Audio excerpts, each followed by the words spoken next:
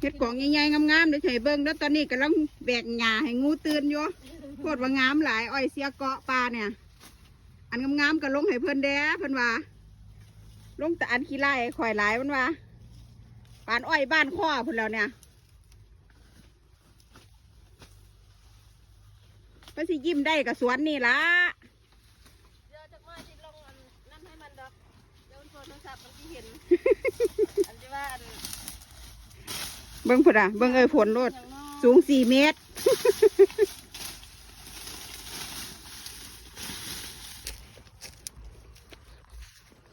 มาเด้อเนื้อเด้อ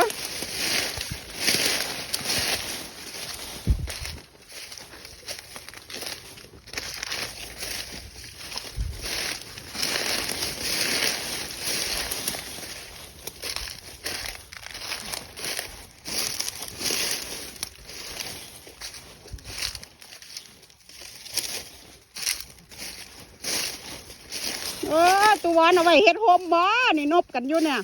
ไงโคตรแท้